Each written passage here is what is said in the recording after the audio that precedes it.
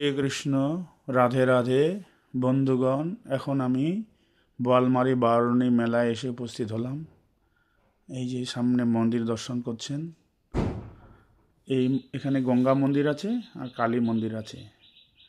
চৈত্র মাসে যে অমাবস্যা হয়, সেই অমাবস্যাতেই এখানে গঙ্গা স্নান হয়, উত্তরাশ গঙ্গা স্নান হয়। বন্ধুগণ, এখানে একটা বিশেষ মাহাত্ম্য আছে। আমাদের যে 51টা শক্তিপীঠ আছে, তার মধ্যে এখানে একটা শক্তিপীঠ। এই জায়গাটার নাম বোয়ালমারি কেন হয়েছে, তার একটা বিশেষ কারণ আছে। এই কারণটা জানতে হলে আমাদের পুরানো ইতিহাসে জানতে হবে।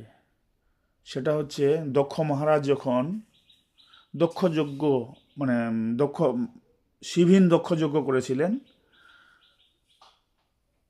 শিবজি মহারাজ হচ্ছে দক্ষেরই জামাতা। তো তিনি ছাই ভস্য মেখে থাকেন বলে মহারাজ দক্ষ তাকে পছন্দ করতেন না, এবং যখন এখানে যজ্ঞ শুরু করলেন, সেই যজ্ঞেতে শিবজি মহারাজকে নিমন্ত্রণ করেননি। একদিন সমস্ত দেবতারা দেবীরা যখন আকাশ মার্গে যক্ষ রাজার ওখানে যাচ্ছে নিমন্ত্রিত হয়ে, তখন পার্বতী দেবীকে কিন্তু নিমন্ত্রণ করেনি যক্ষ মহারাজ, নিজের মেয়েকে নিমন্ত্রণ করেনি, কারণ শিবের পত্নী বলে।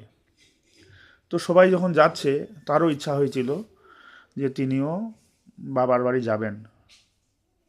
শিবজি মহারাজ তাকে বাধা প্রদান করলেন না, তাকে ব্যবস্থা করে দিলেন, তিনিও চলে গেলেন।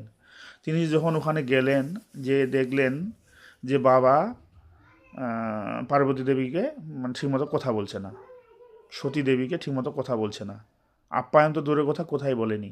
এবং সতীকে দেখে বিভিন্ন রকমের কটু বাক্য বলতে শুরু করলেন, শিবজি মহারাজের নিন্দা করতে শুরু করলেন। যখন শিবজি মহারাজের নিন্দা করতে শুরু করলেন, পার্বতী দেবী পরম বৈষ্ণবী, আর শিবজি মহারাজ হচ্ছেন পরম বৈষ্ণব।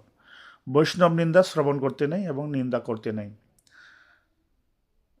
তাই পার্বতী দেবী কী করলেন, তিনি বিচার করলেন যে আমি যেই কর্ণের দ্বারা আমার পতিদেব পরম বৈষ্ণব শিবের নিন্দা কথা শ্রবণ করেছি, হয় আমাকে এই প্রাণ ত্যাগ করতে হবে, আর না হলে পিতার প্রাণ নাশ করতে হবে, দুইটার একটা করতে হবে।